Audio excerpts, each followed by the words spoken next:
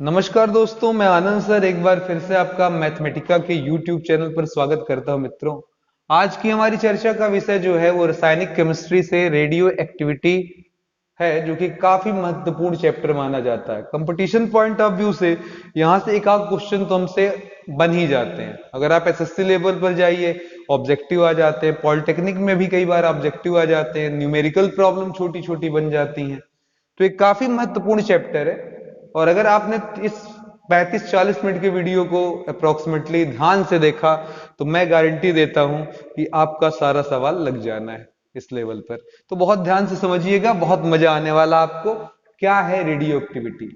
ठीक है, ये सबसे पहले बात किया जाए 1896 में हेनरी बैक्यूरेल नाम का एक वैज्ञानिक था। उन्होंने ऑब्जर्व किया कि कुछ पदार्थ ऐसे हैं जिनसे कुछ किरणें निकलती हैं। कुछ पदार्थ ऐसे हैं, उनको रखा रहे तो अपने आप उनसे कुछ किरणें उड़ने निकलती रहती है।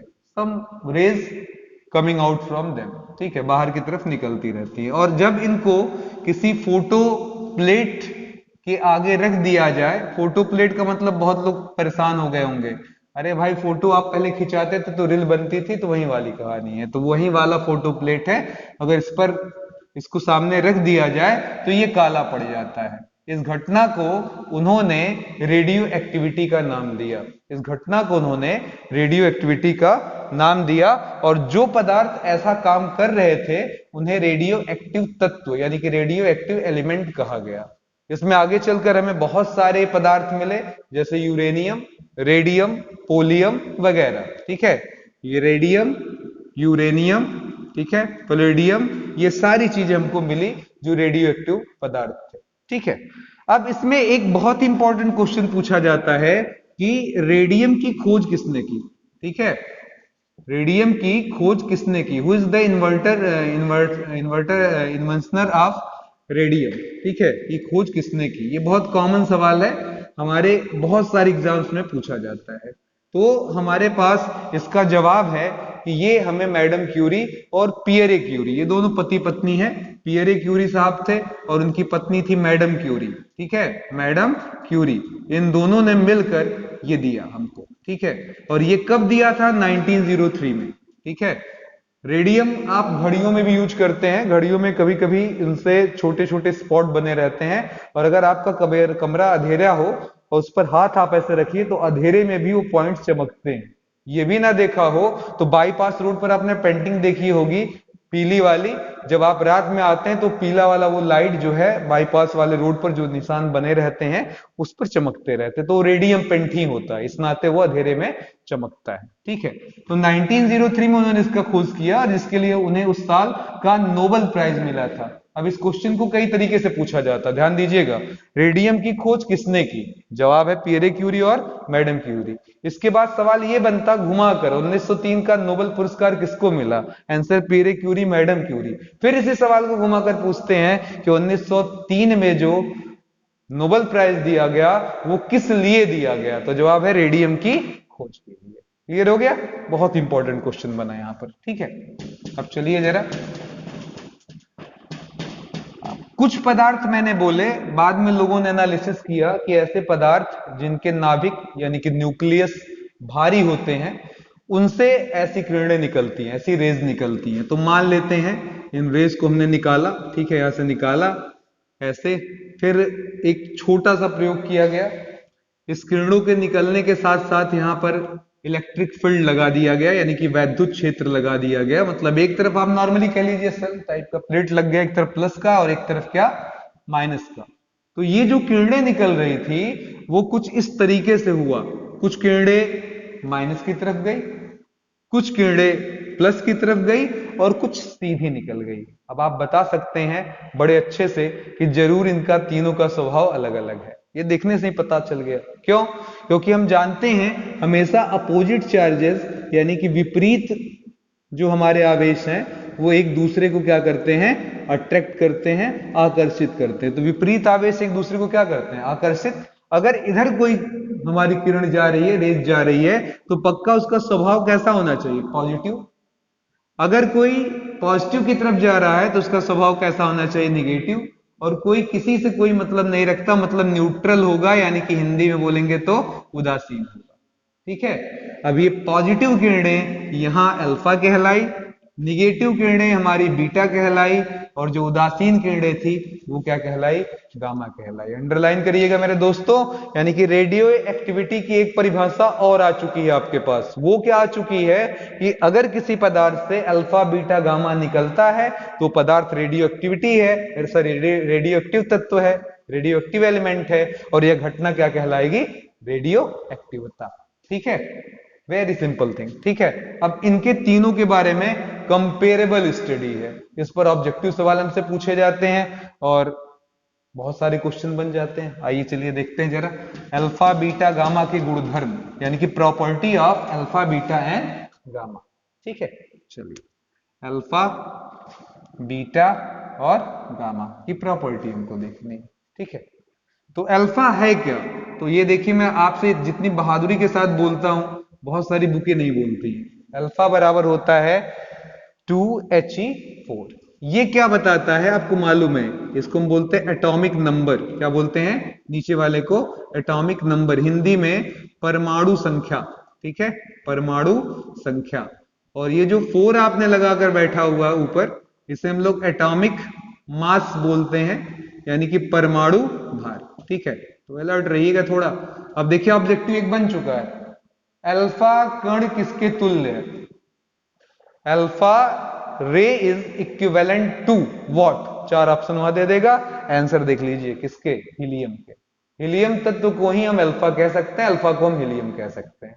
वेरी इंपॉर्टेंट क्वेश्चन बनाइए। ठीक है, बीटा पर आते हैं। बीटा मैंने बोला आपसे निगेटिव चार्ज का होता है, तो यहां देखिएगा कहानी, ई ऊपर कोई चार्ज नहीं, ऊपर सॉरी परमाणु भार कुछ नहीं, नीचे क्या लगा, -1।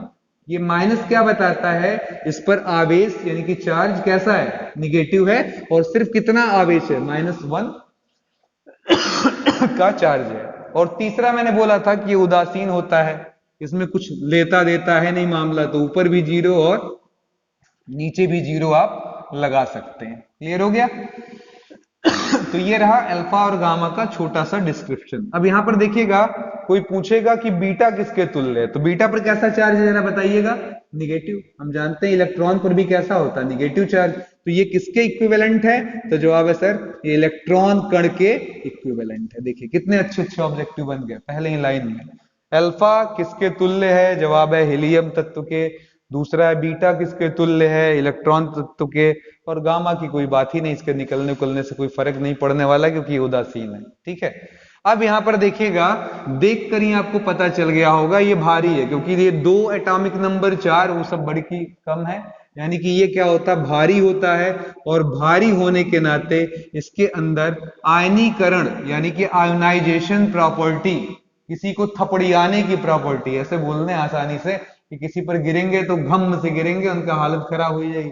जैसे ये अगर अल्फा किसी के ऊपर कूद गया तो उनको लगेगा कि हाँ कुछ गिरा, जैसे हथौड़ी। ये अगर गिरा तो समझ में आया लकड़ी का डंडा, और वो वाला गिरा तो लगा प्लास्टिक की रॉड। समझ में आ रहा है, इसी को हम अपनी भाषा में आयनाइजेशन या आयनीकरण कहते हैं। तो चूंकि ये सबसे भारी है, इसलिए आयनाइजेशन प्रॉपर्टी यानी कि आयनीकरण करने की क्षमता कोई पूछे सबसे ज्यादा किसमें है, तो जवाब होता है सर सबसे ज्यादा होता है अल्फा कण में। ठीक है, उससे कम होता है बीटा कण में, और सबसे कम किसमें होता है, गामा में। Clear, alpha beta gamma. सबसे ज्यादा आयोनाइजेशन कौन करता है, ये सब ऑब्जेक्टिव क्वेश्चन है, मैं डिस्कस नहीं करने वाला हूं, फिर मत कहिएगा कि मैं डिस्कस करूं, अंडरलाइन कर करके बोल रहा हूं। सबसे ज्यादा आयोनाइजेशन करने वाला कौन सा तत्व है, तो जवाब है कौन सा किरण है, अल्फा। सबसे कम कौन सा है, गामा। अब चलते हैं, अब भारी है भैया, तो देखो कॉमन सेंस लगाओ। लोग पता नहीं क्यों रटते हैं, मुझे तो आज तक नहीं समझ में आया। हाथी को दौड़ाएं और हिरन को दौड़ाएं, कौन तेज दौड़ेगा, तो थोड़ा सा समझ में आएगा कि भाई हिरन का वेट थोड़ा कम है, तेज दौड़ लेगा, चौकड़ी मार लेगा। समझ में आ रहा है। तो अब बताओ इन तीनों में से सबसे तेज वेग किसका होगा, स्पीड किसका सबसे ज्यादा होगा। ये सब कॉमन सवाल है, पूछे जाते हैं हर साल। ठीक है, किसका सबसे ज्यादा स्पीड होना चाहिए, तो जवाब है अल्फा का, बीटा का या गामा का। तो जो मोटा है तगड़ा है उसको भागने में कष्ट होगा, मोटा आदमी जल्दी दौड़ नहीं पाता। तो आप समझ गए होंगे, अल्फा से ज्यादा तेज दौड़ता है बीटा, और बीटा से भी ज्यादा तेज दौड़ता है गामा।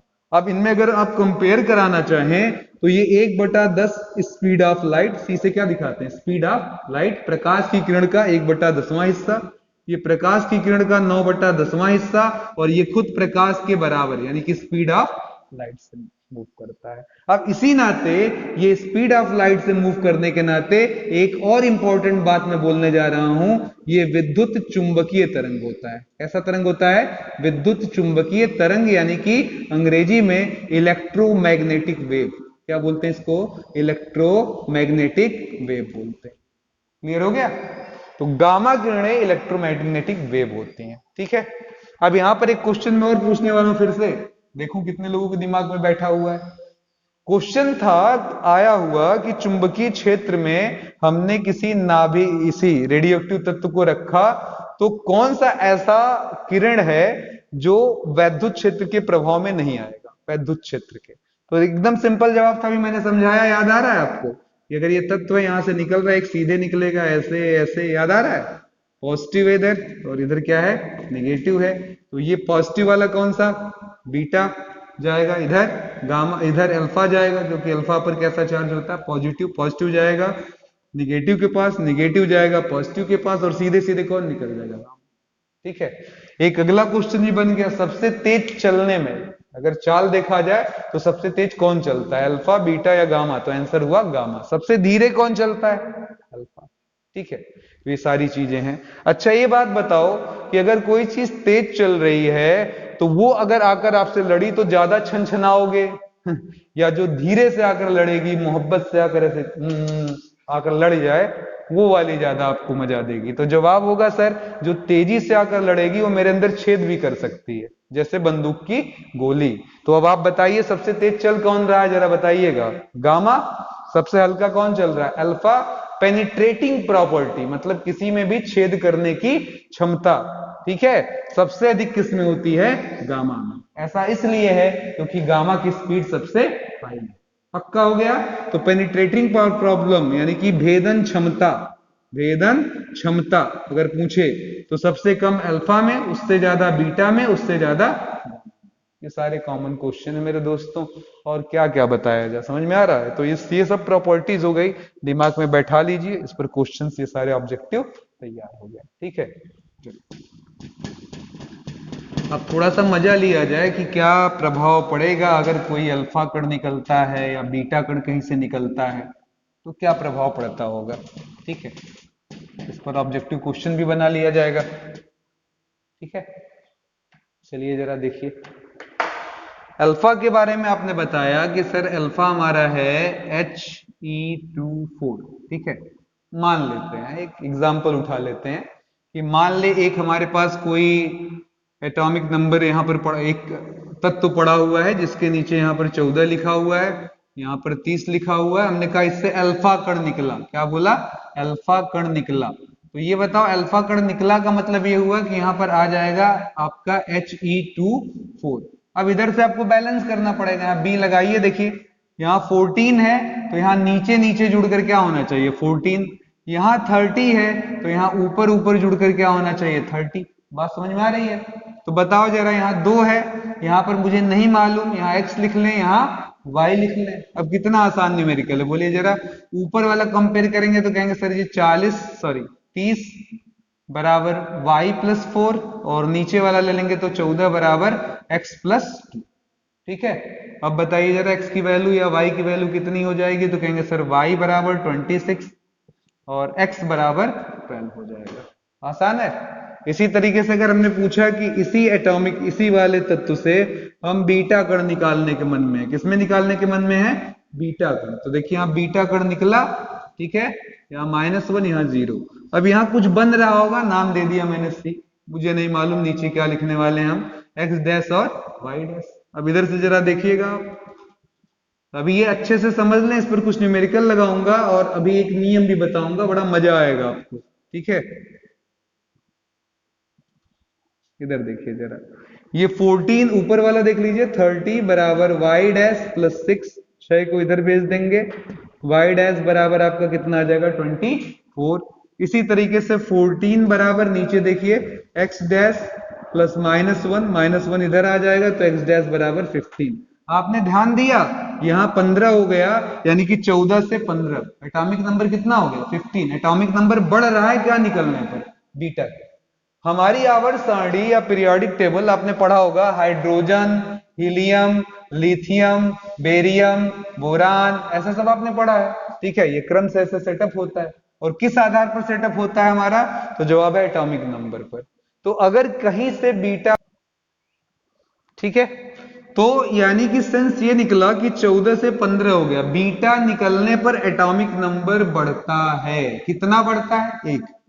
अल्फा निकलने पर देखिएगा यहाँ x बराबर कितना है आपका 12, यानी कि 2 घटता है। तो बहुत ही मजेदार बात मैं बताने वाला हूं। अगला नियम है आपका सोडी समूह विस्थापन। ठीक है, सोडी समूह विस्थापन, ये एक वैज्ञानिक है, महान वैज्ञानिक है। ठीक है, सोडी समूह विस्थापन, ये क्या हमको एक्स्ट्रा बताते हैं, कहते हैं कि अगर किसी तत्व से आपने अल्फा कण निकाला, अगर आपने अल्फा कण निकाला तो वह 2 समूह पीछे आ जाएगा, 2 समूह पीछे हो जाएगा। मतलब आवर्त सारणी अगर आपको देखना आता तो 2 पीछे चले जाइएगा। और अगर आपने इसी से बीटा कण निकाला तो 1 समूह आगे चले जाइएगा, 1 समूह आगे, मतलब दाहिने। मेरा कहने का सेंस है दाहिने। दाहिने का मतलब क्या होता है, आगे। ये अपना हाथ देखिएगा, राइट हैंड की तरफ चलेंगे तो आपका एटॉमिक नंबर क्या होगा, बढ़ेगा। ठीक है, और बाएं तरफ चलेंगे तो घटेगा। तो 2 समूह पीछे का मतलब बाएं से है। ठीक है, कमी आएगी। तो इस नियम को हम लोग सोडी समूह विस्थापन बोलते हैं, यानी कि सोडी ग्रुप डिस्प्लेसमेंट। ठीक है, सोडी ग्रुप डिस्प्लेसमेंट। अब देखिए मैं कितना अच्छा सवाल पूछने वाला हूं आपसे, आपको मजा आ जाने वाला है इस क्वेश्चन के साथ। रेडियम एक ऐसा तत्व है जिसका मैं थोड़ा सा लिख दूं, कितना होता है हिसाब किताब, बार बार चर्चा आ रही है। रेडियम हमारे पास है 88 और 226। ठीक है, अब किसी ने कहा भैया इससे अगर अल्फा कण निकले तो ये किस समूह का सदस्य होगा, और किसी ने सवाल पूछा कि सर जी बीटा कण निकले तो किस समूह का सदस्य होगा। अब ये किस समूह का सदस्य है, ये जब आप आवर्त सारणी देखेंगे तब पता चलेगा। फिलहाल मैं आपको बता दे रहा हूं क्योंकि रेडियम एक इंपॉर्टेंट क्वेश्चन है। ये सेकंड ए में आता है, किसमें आता है, दूसरे समूह में, आपकी भाषा में सेकंड ग्रुप में आता है। तो मेरा नंबर सेकंड है और मुझसे अल्फा कण निकल रहा है। अल्फा कण निकलने से मेरे समूह में क्या, 2 पीछे, यानी कि 2 की कमी आ जाएगी। तो सेकंड में से अगर आप 2 कमी कर लोगे तो मतलब कौन सा हो गया, 0, यानी कि हम शून्य समूह के सदस्य हो जाएंगे। किस समूह के, 0 ग्रुप के सदस्य हो जाएंगे। कितना मजेदार है, देखिए कितना आसान सवाल। इधर देखिए, अगर बीटा कण निकलता है तो हम एक समूह क्या हो जाएंगे, आगे हो जाएंगे। अब देखिए जरा, अगर ये सेकंड डे था और बीटा निकला, ठीक है, तो हम उसमें +1 इंक्रीमेंट कर लेंगे, समझने के लिए हो गया थर्ड समूह, थर्ड ग्रुप में चलेंगे। क्लियर हो गया, कितना बढ़िया क्वेश्चन रहा, लगा। अब इसी पर देखिएगा ऐसे बहुत सारे सवाल भी बन सकते हैं, जैसे आपको नंबरिंग पर घुमाकर बजा दिया जाए। जैसे सोडियम था मेरे पास Na11 और ऊपर लगा दिया 23, हमने कहा सर बीटा कण निकला। ठीक है, तो बीटा कण निकलने पर नीचे क्या करता है, 1, फिर से देख लीजिए 1 बढ़ जाता है। तो यहाँ जो भी नया चीज बन रहा है मुझे नहीं मालूम, उसमें 11 के बजाय क्या हो जाएगा, यहाँ 12, ऊपर 23 और बगल में बीटा निकला तो यहाँ -1, यहाँ क्या 0। चेक कर लीजिए, 12 में से 1 गया, क्या आएगा 11, 23 में 0 जोड़ेंगे क्या आ जाएगा 23, पक्का। अब ये जो यहाँ पर प्राप्त हुआ ये कौन है, कोई पूछे तो आप लोग को पता होगा परमाणु आवर्त सारणी में 12वें नंबर पर कौन आता है, ये अच्छे से मालूम होगा। ठीक है, hydrogen, helium, lithium, barium, boron, ठीक है, होते हुए सोडियम, सोडियम के बाद आपका यहाँ पर 12वें नंबर पर हमारा आता है मैग्नीशियम। कौन आता है, ठीक है। अगर 13 आया होता तो एल्युमिनियम होता। ठीक है, तो नंबरिंग के हिसाब से हम उसका नाम बता दिए कि ये एक्स कौन है। यहाँ सवाल बन जाता है एक्स कौन है, तो आंसर होगा Mg, 12वें नंबर वाला जो 12वें नंबर पर पड़ता है ना। तो ये सोडी समूह देखिए कितना छोटा सा और प्यारी सी टॉपिक थी आपकी। अब यहाँ पर बहुत सारे तो पहला अल्फा निकलेगा तो क्या होगा, तो कहेंगे सर जी यहाँ 2He4 लगा लें। अब यहाँ पर बैलेंस कर लीजिए भैया, 38 था, 2 कम हो गया, नीचे क्या आ जाएगा 36, 82 था, 4 उधर निकल गया तो क्या बच जाएगा इधर 78। सही है। फिर इसके बाद एक बार और अल्फा कण निकालिए यहां से, तो फिर कहेंगे सर जी जब एक अल्फा कण निकालेंगे तो 2He4 पहले एडवांस लिख दीजिए, यहाँ y लगाइए, पहले 36 था, 36 में से 2 कम हो गया, बचा यहाँ कितना 34, 34 और 2 मिलकर 36। इसी तरीके से ऊपर से भी 4 कम हो गया तो ऊपर कितना बच जाएगा 74। ठीक है, 74 और 4 मिलकर क्या हो जाएगा हमारा 78। ठीक है, आगे चलते हैं, एक और अल्फा कण निकाल लेते हैं, तो जवाब होगा सर He24, ये लगा, यहाँ Z लिखा और फिर कहा सर यहाँ 34 था तो 2 इधर निकल गया, बचा कितना मेरे पास 32, उधर 74 था, 4 निकल गया, क्या बचेगा 70। ठीक है, तो हमारे पास 3 अल्फा निकालने के बाद ये साहब निकल कर आए हैं Z, जिनका एटॉमिक नंबर यानी कि परमाणु क्रमांक 32 और परमाणु भार 70। और अभी एक काम और करना है, 2 बार बीटा निकालना है, तो बीटा निकालने पर आप जानते हैं यहां पर क्या लगेगा माइनस, यहाँ क्या लगेगा 0। अब बोलिए जरा क्या हो जाएगा, तो यहाँ कहे जेड के बजाय सर जी यहाँ W लिख लीजिए, वहां 32 में से एक कम दिख रहा है यहाँ पर, तो बैलेंस करने के लिए 32 लाने के लिए क्या लिखना पड़ेगा 33, 33 और -1 मिलकर क्या होगा 32। ऊपर कोई चेंज होने वाला नहीं है तो 70 का 70 रह जाए। अब इन W साहब को पकड़िए, लिखिए 70, W 33 और एक और बीटा कण यहां से निकाल दीजिए। जब यहां से एक और बीटा कण निकल जाएगा तो हम यहां पर कुछ भी नाम दे देकर लिख देते हैं P। यहां देखिए एक बीटा कण निकलेगा -1 और ऊपर क्या लगा रहेगा आपका 0। तो यहाँ -1 है, ये 33 चाहिए मुझे, तो यहाँ कितना लिखना पड़ेगा 34, और 70 पर कोई प्रभाव पड़ने वाला नहीं क्योंकि ऊपर कोई चेंज ये करता नहीं। तो आंसर कितना हो गया आपका 70P34। अब बहुत लोग कहते हैं सर ये इतना लंबा अगर आए दी हो, कौन तरीका बताओ जल्दी से आ जाए। बिल्कुल आएगा भैया, बहुत ही जल्द तरीके से आएगा। उसके लिए देखिए केवल बस यहाँ पर ध्यान से देखिए, मैंने क्या कहा पहले कि 38 और 82 था, 3 अल्फा निकला, तो इधर देखिए 3 अल्फा का मतलब 2He4। तो बोलिए जरा 2 तिहाई 6, 2 2 4 2 6, 6 कमी आएगी नीचे। ठीक है, और 3 चौका 12, 3 4 12 भाई 4 4 4, तो ये 12 कमी ऊपर आएगी। तो आंसर बोलिए अब कितना आया, 38 में से 6 गया, सीधे सीधे 32 हो जाएगा। ठीक है, 82 में से 12 गया, सीधे सीधे क्या हो जाएगा 70 हो जाएगा। क्लियर हो गया। अब यहां पर फिर हमको 2 बीटा निकालना है। ठीक है, क्या निकालना है 2 बीटा, तो देखिए 2 और बीटा का मतलब -1 और 0, तो 2 एक कम है 2, -2 की कमी आएगी, है ना, -2 की यहाँ कमी आएगी। हम यहाँ भी ऐसे ऐसे इकट्ठे लिख सकते हैं। ठीक है, 2 की -2 की कमी आएगी, और आप जानते हैं कमी नहीं है बल्कि आपके इस मान में क्या करता है वृद्धि करता है, क्योंकि अगर हम यहाँ पर कुछ लिखेंगे, इस A को बल्कि B लिख लेना था, अब C लिख लेते हैं। ठीक है, C है। अब यहाँ 32 लाने के लिए यहाँ पर क्या लिखना पड़ेगा, मैं 34 और ऊपर क्या लिखना होगा 70, क्योंकि ऊपर कोई चेंज होने वाला है नहीं। तो 70 और 0 70, 34 में से 2 गया 32। इस ट्रिक से आप डायरेक्ट सवाल विद इन सेकेंड लगा सकते हैं कि इकट्ठे कितना बढ़ रहा है, कितना इकट्ठे घट रहा है। ठीक है, चलिए, तो उम्मीद करते हैं इस टाइप के सवाल आपको समझ में आ गए। ठीक है, चलिए अगली हेडिंग की तरफ चलते हैं। थोड़ा सा एक बहुत ही इंपॉर्टेंट हेडिंग जो आपको बहुत मजा आने वाला है, क्योंकि मैं आज इसको बहुत ही नए तरीके से समझा कर आपको समझाने वाला हूं। ठीक है, हाफ लाइफ पीरियड, ठीक है, या अर्ध आयु, हाफ लाइफ पीरियड या अर्ध आयु। ठीक है, क्या होता है नाम से पता चल रहा होगा कि जब हम किसी भी रेडियो एक्टिव पदार्थ को रखें और जितने समय में वो आधा हो जाए उसका क्या कहलाएगा अर्ध आयु। जैसे मैंने यहाँ m रखा और वो कितने से कुछ समय बाद, मान लेते हैं कुछ समय बाद उसका मान यानी कि द्रव्यमान m/2 हो गया, तो इसी स्पेल को, इस लगे हुए समय में जितने में आधा हुआ उसको हम लोग क्या कहते हैं हाफ लाइफ पीरियड। ठीक है, और देखिए जरा इसके आगे भी फिर हो गया ये हाफ अपना, तो हाफ होने का मतलब क्या हुआ m/2 का आधा यानी कि m/4 या 2 का स्क्वायर, तो ये इसका हाफ पीरियड m/2 से m/4 बनने तक। समझ में आ रहा है। अब इसको फिर हम चाहते हैं कि सर ये और ज्यादा, क्योंकि रेडियो एक्टिव तत्व से अल्फा बीटा गामा निकलते रहते हैं, तो ऑब्वियस से उनका लगातार कुछ ना कुछ जो द्रव्यमान है वो घट रहा है, तो m से m/2 आधा हाफ लाइफ पीरियड के लिए, फिर इसका भी आधा करना है तब भी उतना ही समय लगेगा। और लास्ट में हमने यहां पर लिख लिया एक और बार, यहां पर अगर हम ये काम कर लें तो हमारे पास ध्यान दीजिएगा एक और टी हाफ लगाने के बाद m बाई 2 का स्क्वायर का आधा कर देंगे तो ये आ जाएगा m बाई 2 का क्यूब एंड सो ऑन। अब यहां से आप लॉजिक समझ गए होंगे कि एक बार हुआ तो एक 2 के घात में 1, 2 बार हुआ तो 2 के पावर 2, 3 बार हुआ तो 2 के पावर 3। अगर ये बताओ n टाइम यही घटना घट रही है तो लास्ट में क्या आएगा, तो जवाब होगा m बाई 2 के पावर कितना m।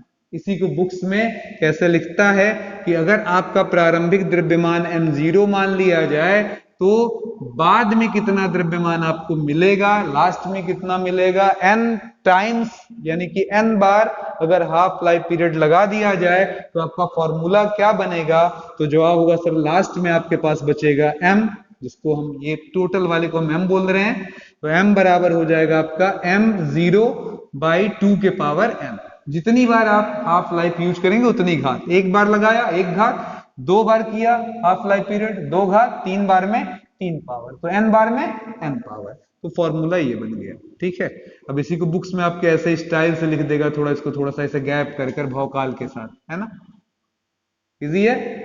ये हमारा प्रारंभिक द्रव्यमान है यानी कि इनिशियल मास है। ठीक है, इनिशियल मास है और ये हमारा फाइनल मास है।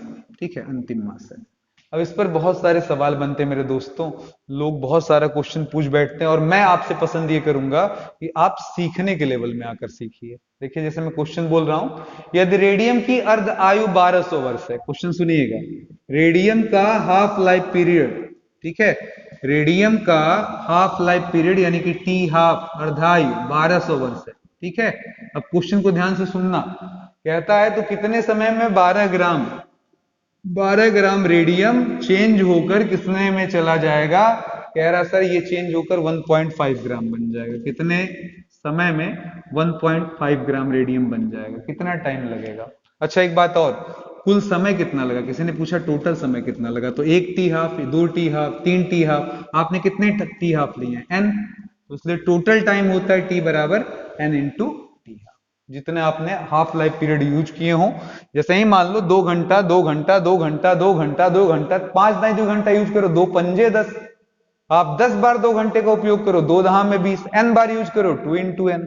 तो वैसे ही यहां पर हुआ, टी हाफ का प्रयोग कितनी बार, n बार, तो टोटल टाइम कितना लगा इसे डीके होने में, जवाब होगा n t पर हाफ। अब यहां आंकड़ों से चीजों को भी मैं समझाऊंगा तो आपको बिल्कुल मजा आ जाएगा। ठीक है, चलिए अब देखिए यहां पर लोग न्यूमेरिकल से यहां से लगाते हैं, मैं यहां से भी लगाकर दिखाऊंगा, यहां से भी लगाकर दिखाऊंगा और आपको मजा आ जाएगा। आइए देखते हैं।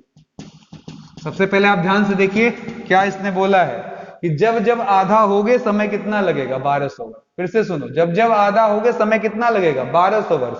तो बोलो जरा, 12 ग्राम था आपके पास, 12 का आधा कितना होता है, 6 ग्राम। 6 ग्राम होने में कितना वर्ष लगेगा, 1200 वर्ष। मजा आया। अब बताओ 6 ग्राम से आधा हो गए 3 ग्राम, कितना हो गए 3 ग्राम, और कितना लगेगा, कहेंगे सर जी 1200 वर्ष। मुझे कोई फॉर्मूला नहीं चाहिए, मैं ऐसे ही काम कर लूंगा। अब बताइए 3 ग्राम का भी आधा हो जाएगा तो जवाब हो जाएगा 1.5। ठीक है, और कितना लगेगा, 1200 वर्ष। आंसर मिला कि नहीं मिला। आपसे क्या क्वेश्चन पूछा था, 12 ग्राम कब 1.5 ग्राम बन जाएगा, 12 से 6, 6 का आधा 3, 3 का आधा 1.5, कै 1200 यूज किए हो भैया, यूटिलाइज किए हो, देख रहे हो 3। तो उत्तर हो गया हमारा 1200 धन 1200 धन 1200 या 1200 गुणे 3, सीधे बोलिए आंसर कितना आ गया, 3600। क्लियर। और इसी को अगर कोई फॉर्मूले से लगाता, आओ वो भी मजा ले लेते हैं, नहीं तो आप कहेंगे सर जी वो वाला मजा नहीं दिए दूसरा वाला, तो मजा हम सारा ले लेते हैं। वैसे ज्यादा यही वाला लॉजिक लगाना, ये बहुत मजा देता है। ठीक है, फॉर्मूला क्या कहता है, फाइनल मास। फाइनल मास कितना, 1.5 ग्राम, तो 1.5 ग्राम। m0 इनिशियल मास कितना हमारा है, तो जवाब है 12 ग्राम। ठीक है, अब यहाँ फॉर्मूला लगाते हैं, बोलो क्या है आपका फॉर्मूला, m बराबर m0 हाफ के पावर m। तो क्या है सर जी, m के जगह हमें यूज करना है 1.5, यहाँ 12 यूज करना है ना, और यहाँ है 1/2 के पावर m। ठीक है, अब इसे नीचे ले आएंगे और अब आप बताइए क्या आ जाएगा, 1.5/12 काटिए काटिए। ठीक है, 15 से कितनी बार में, 8 बार में, और कहिए 1/2 के पावर कितना, 3, 1/2 के पावर n। ऊपर से देखिए n बराबर क्या, 3। बेस सेम है, आधार सेम है, तो घात यानी कि पावर भी इक्वल होगी, यानी कि कितने हाफ लाइफ पीरियड लगेंगे। क्वेश्चन समझिएगा, अंडरलाइन करिएगा इस चीज को। n बराबर क्या है 3, n बराबर 3 कहने का मतलब क्या, 3 हाफ लाइफ। इधर देखिए जरा, 3 हाफ लाइफ, ठीक है। और हाफ लाइफ की वैल्यू कितनी दी आपके सवाल में, 1200, तो 12 तिया 36। देख लीजिए दोनों आंसर अगर अलग अलग हो तो बताइए, पर मुझे लगता है आपको मजा पहले वाले से भी आया होगा, क्योंकि बहुत ही अच्छी चीज है जो मैंने बताया। मैं ऐसे ही लगाता हूं, मुझे मजा आता आधा आधा करने में, आप भी आधा आधा किया करिए। जब मामला गड़बड़ रह जाता तभी इसको यूज किया करिए, ठीक है। क्वेश्चन देखिएगा, रेडियो नाभिक की अर्ध आयु, ठीक है। कोई हमारे पास है रेडियो एक्टिव जिसका अर्ध आयु जो है 88 दिन है, ठीक है। और फिर क्वेश्चन देखिए क्या कहता है, 1 ग्राम कितने दिन में, 1 ग्राम कितने दिन में, बहुत ही अच्छा क्वेश्चन है, 62.5 मिलीग्राम हो जाएगा, ठीक है, मिलीग्राम हो जाएगा। अंडरलाइन करिएगा, यहां तुरंत यहां इसको भी मिलीग्राम में बदल लीजिए, नहीं तो पता चला मात्रक का लोचा हो जाएगा। तो 1000 मिलीग्राम इसको लिखा जा सकता है 1 ग्राम को। अब शुरू करिए जरा खेल अपना, 1000 से कहां जाएंगे जरा बताओ मेरे भाई, 1000 से कहां जाएंगे, आधा होंगे तो कहां जाएंगे, 500 मिलीग्राम, ठीक है। mg कितने दिनों में, 88 दिनों में। 500 से आधा होंगे कहां जाएंगे, 250 मिलीग्राम कितने दिनों में, 88 दिनों में। 250 का आधा होंगे 125 मिलीग्राम कितने दिनों में, 88 दिनों में। इससे भी आधा हो जाएंगे तो इसका आधा 62.5 मिलीग्राम कितने दिनों में, 88 दिनों में। अब देखिए 88 88 88, 3 बार 88 दिख रहा है, 88 88 88, कुल क्या दिन लगा, 8 त्रिक के 24, 8 त्रिक के 24 2 26, कुल हो गया आंसर 264 दिन। मजा आ गया। तो ये रहा हिसाब किताब। अब चलिए एक और क्वेश्चन लगा दें, परसेंटेज में बहुत सारा हो गया है। आप इसको डायरेक्ट कोई पूछे कि हाँ सर जी कैसे लगाना, तो डायरेक्ट भी देख लीजिएगा, वो भी मैं बता देता हूं। इधर देख लीजिएगा, हमारा इनिशियल वॉल्यूम था 1000 और फाइनल था 62.5, है ना। तो फॉर्मूला क्या लगना है, m बराबर m0 हाफ के पावर n। तो बोलिए जरा m की वैल्यू कितनी है, 62.5, ये कितना है 1000, हाफ के पावर क्या है n। ये काट दिया जाए, 25 से 25 बार में कटेगा, 25 से 400 बार में कटेगा, 25 से 16 बार में कटेगा, नीचे आएगा, सही है ना। 25 से 16 बार में 4 4 4 4, ठीक है, 16 बार में। तो 1/2 के पावर क्या लगा सकते हैं, पावर में 4, यहाँ 1/2 के पावर n। बेस दोनों का क्या है सेम, पावर भी बराबर, यानी कि n बराबर 4। 4 का मतलब समझ रहे हैं ना, 4 half life period, 4 half life period, ये टोटल टाइम हो गया। ये केवल बताता है कि कितना हाफ लाइफ हमने यूज किया। अब इसी 4 में आप 88 का गुणा कर दीजिए, आंसर दे दीजिए, काम खत्म। तो इस तरीके से हम चीजों को सॉल्व कर सकते हैं, इससे भी और उससे भी, ठीक है। एक नॉर्मल सा क्वेश्चन और भी, उसके बाद थोड़ी सी थ्योरेटिकल चीजें, फिर आगे की बात समाप्त कर ली जाएगी, क्योंकि बहुत ज्यादा थ्योरी अब नहीं बची है। एक रेडियो एक्टिव स्रोत की अर्ध आयु 30 दिन है, 90 दिन के काल के अंदर परमाणु का अंश जो क्षय हो जाएगा, मतलब कितना भाग उसका खत्म हो जाएगा, ये पूछ रहा है, ठीक है। फिर से सुनिएगा, हाफ लाइफ पीरियड कितनी है हमारे पास, 30 डेज, ठीक है।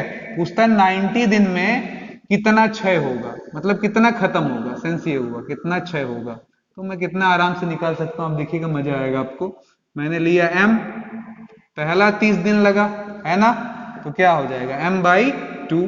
फिर अगला 30 दिन लगा, ठीक है, तो फिर कितना हो जाएगा m/2 का क्या हो जाएगा आधा। अभी कितना हुआ मेरा 30 30 60, मुझे कितना दिन मिला है 90, तो एक और 30 दिन दीजिए और इसका भी आधा कर लीजिए, यह है m/4, इसका आधा करेंगे तो m/ क्या हो जाएगा।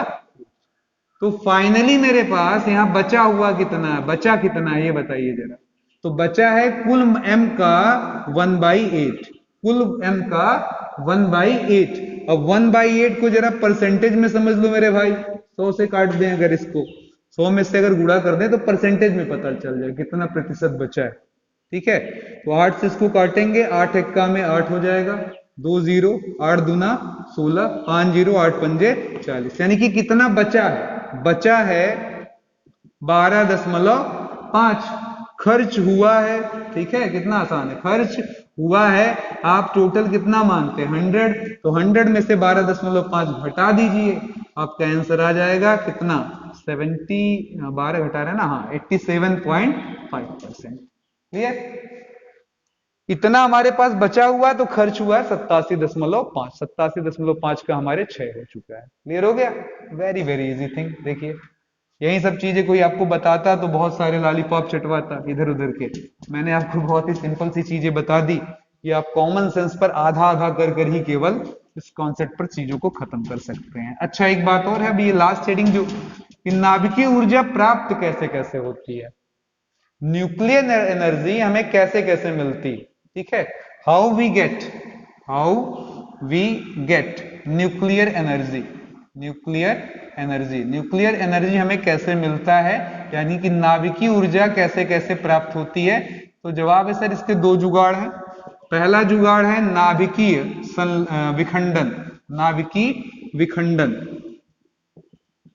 अंग्रेजी में न्यूक्लियर फिशन, अंग्रेजी में क्या बोलते हैं, न्यूक्लियर फिशन, ठीक है। इसमें क्या होता है, एक बड़ा नाभिक, एक बड़ा न्यूक्लियस छोटे छोटे न्यूक्लियसों में बढ़ जाता है, ठीक है, एक बड़ा न्यूक्लियस छोटे छोटे न्यूक्लियसों में बढ़ जाता है, जैसे यूरेनियम 235, ठीक है, इसका आपका जो नंबरिंग है वो नीचे 92, इस पर अगर हम न्यूट्रॉन की बम्बारमेंट कर दें तो ये बन जाता है 235 और एक मिलकर 236, ठीक है, और नीचे आ जाता 92 में जीरो जोड़ेंगे तो 92। अभी ध्यान से सुनिएगा, प्राकृतिक रूप से 99% हमें यूरेनियम 235 मिलता है, जो कि रेडियो एक्टिव उतना ज्यादा नहीं होता, इसीलिए हम उसे पहले रेडियो एक्टिव बनाते हैं, क्योंकि इससे कहीं ज्यादा रेडियो एक्टिव कौन है, यूरेनियम 236। तो बहुत अंडरलाइन करिएगा, कई बार एसएससी के एग्जाम में ऐसा सवाल आया है कि कौन ज्यादा रेडियो एक्टिव है, यूरेनियम 235 या यूरेनियम 236, तो अंडरलाइन कर लीजिएगा, सबसे ज्यादा क्या है, यूरेनियम 236, ठीक है। अब ये जब बन जाएगा तो फिर ये टूटेगा आपका बेरियम और क्रिप्टॉन में टूट जाएगा, बेरियम में और क्रिप्टॉन में ये टूट जाता है आपका इजिली, और इसमें 56 और यहां पर आपका हो गया 36 और ऊपर 139 जोड़ लीजिएगा इसको, और 94, और इसके साथ हमारा 3 न्यूट्रॉन्स निकलते हैं विथ ऊर्जा के साथ, ढेर सारी एनर्जी लिए हुए, बहुत सारी एनर्जी, इतना जिसे आप कहते हैं बम का फूटना, वो भी ऐसा वैसा बम नहीं फोड़ना भैया, ठीक है, यूरेनियम बम पटकना हमको, इतना खतरनाक बम, तो ऊर्जा बहुत सारी निकलती है, यानी कि यूरेनियम 236 बेरियम क्रिप्टॉन में, उसके साथ 3 न्यूट्रॉन निकलता है। अच्छा एक बात और बता दूं, ये जो न्यूट्रॉन निकले वो अगले यूरेनियम के लिए खतरा करने वाले हैं, जरा ध्यान से सुनिएगा, एक यूरेनियम था, इनसे मैंने 3 न्यूट्रॉन पा लिए है ना, अब ये 3 न्यूट्रॉन फिर अगले 3 यूरेनियम पर अटैक करेंगे तो ये भी 3 ठो निकल जाएंगे, फिर 3 ठो, फिर यहां से निकल जाएंगे 3 न्यूट्रॉन, फिर यहां से निकल जाएंगे 3 न्यूट्रॉन, फिर ये न्यूट्रॉन जाकर किसी यूरेनियम से टकराएंगे और 3 न्यूट्रॉन पैदा करेंगे, देख रहे हैं, ये देखिए जरा, ठीक है, यूरेनियम का अगर ये रिएक्शन शुरू हो गया, नाभिकीय विखंडन शुरू हो गया, तो इसको रोका नहीं जा सकता, फिर ये बड़ा मुश्किल है मेरे दोस्तों, क्योंकि ये हर बार अपने एक बम्बारमेंट में 3 निकालेगा, फिर ये एक एक 3-3 निकालेंगे, फिर ये अगला 3-3 निकालेगा, तो आप काउंटिंग जरा करो, एक यूरेनियम पर आपने एक न्यूट्रॉन बम पटका, 3 न्यूट्रॉन मिले, अब इन 3 से कितना, 3 3 6 3 9 मिले, और फिर इससे 3 3 6 3 9 3 12 3, इस तरीके से 9 है ना, 3 9 27, 27 निकले, यानी कि ये रिएक्शन अनंत काल तक चलता रहता है, चलता रहेगा। हिरोशिमा पर अमेरिका ने बम पटका था 1946 से 50 के बीच में, बहुत अच्छी इतिहास मेरी नहीं है, 1946 से 50 के बीच, वहां आज भी अपंग बच्चे पैदा हो रहे हैं, इसके पीछे ये कारण है, क्योंकि वहां रेडियो एक्टिविटी आज भी चल रही है, इसी दर से चल रही है, और इसीलिए इस रिएक्शन को अनकंट्रोल्ड रिएक्शन कहते हैं, अनियंत्रित अभिक्रिया कहते हैं। इसे अगर आप रोकना चाहें तो इसके लिए सिर्फ एक इलाज है कि आप कैडमियम या बोरान की छड़ ले आइए और उसको इस रिएक्शन पर घटित कराइए। सही, ये रिएक्शन 3 टूटा, यहीं पर गिरे 3, फिर ये 3 यहीं पर गिरे, मतलब उसी कैडमियम राड पर गिरे, तो अगर कोई पूछे कि अगर इसे हमें संतुलित करना है तो कौन सी चीज से संतुलित कर सकते हैं, तो जवाब है कैडमियम या बोरान रॉड के द्वारा। ये हम कहां करते हैं ऐसा संतुलित रिएक्शन, तो जवाब इसके लिए नाभिकीय रिएक्टर का प्रयोग किया जाता है। नाभिकीय रिएक्टर के अंदर कैडमियम क्षार का प्रयोग किया जाता है ताकि हम इसका उपयोग कर सकें, आराम से इसका जो रिएक्शन है अनियंत्रित के बजाय नियंत्रित यानी कि कंट्रोल्ड हो जाए। ठीक है, तो उम्मीद करता हूं ये समझ में आपके आ जाएगा। न्यूक्लियर रिएक्टर में हम इसी यूरेनियम 235 का ही यूज करते हैं, ध्यान दीजिएगा, ईंधन के रूप में। कई बार क्वेश्चन आ जाता है ऑब्जेक्टिव कि न्यूक्लियर रिएक्टर में ईंधन के रूप में किसका उपयोग किया जाता है, यानी कि फ्यूल के रूप में किसका उपयोग किया जाता है, तो आंसर है यूरेनियम 235। ठीक है, और भी कुछ अच्छे अच्छे सवाल आ जाते हैं, जैसे डीटीओ अथवा ग्रेफाइट का प्रयोग हम यहाँ क्यों करते हैं। अगर रिएक्टर की बात करें, मुझे अभी शेप नहीं बनाना, कुछ ये ऑब्जेक्टिव सवाल ही आते हैं मुझबानी कि डीटीओ या ग्रेफाइट का प्रयोग आप न्यूक्लियर रिएक्टर में क्यों करते हैं, तो जवाब है वो विमंदक यानी कि स्लो मोशन करने के लिए है। जो ये न्यूट्रॉन निकल रहे हैं ये बहुत तेजी से निकलते हैं, उसकी स्पीड को कम करने के लिए हम भारी जल, जिसको अंग्रेजी में D2O और या ग्रेफाइट का हम प्रयोग करते हैं। तो ये सब कुछ कॉमन सवाल हैं, और एक सबसे पॉपुलर सवाल है जो मैं अंतिम बार बोलने जा रहा हूं, वो क्या कि परमाणु बम किस सिद्धांत पर आधारित है। बहुत सारे एग्जाम में पूछा है, तो परमाणु बम का मतलब यही है, यूरेनियम वाला ये जो बम आप देख रहे हैं, तो ये किस पर भी डिपेंड करता है, न्यूक्लियर फिशन। ठीक है, चलिए अगले पर आते हैं।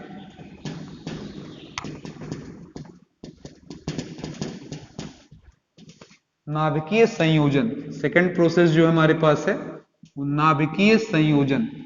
ठीक है, न्यूक्लियर फिशन, न्यूक्लियर फ्यूजन। ठीक है, फ्यूजन आपने सुना होगा, फ्यूजन संगीत आजकल बड़ा पॉपुलर है। जब दो संगीतों को एक साथ मिला ले, जैसे आ और दूसरी तरफ ओ बेबी मेरा दिल कर दा, दोनों एक साथ बजा दीजिए, तो इसी को हम लोग फ्यूजन बोलते हैं।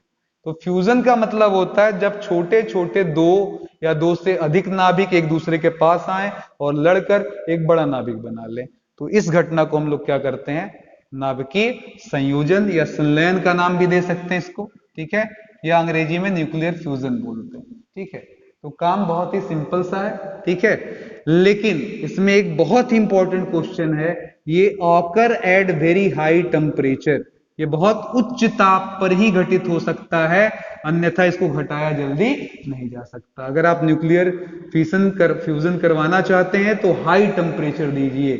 इसीलिए ये एक एग्जाम्पल सन पर भी होता है, जहां सन यानी कि सूर्य में जो हमें ऊर्जा प्राप्त होती है, वहां पर अगर आप गौर करेंगे तो वहां 4 हाइड्रोजन मिलकर एक हीलियम बनाते हैं। अगर मैं परसेंटेज के हिसाब से देखूं तो हमारा जो सन है वो लगभग 95% से अधिक मात्रा में भी हाइड्रोजन से बना हुआ है, केवल 4-5 ही % उसके पास हीलियम है। तो वो हाइड्रोजन एक दूसरे से संयोजन करते रहते हैं और हीलियम बनते रहते हैं, साथ में ढेर सारी एनर्जी निकलती रहती है, यहाँ पर बहुत सारी ऊर्जा निकलती रहती है।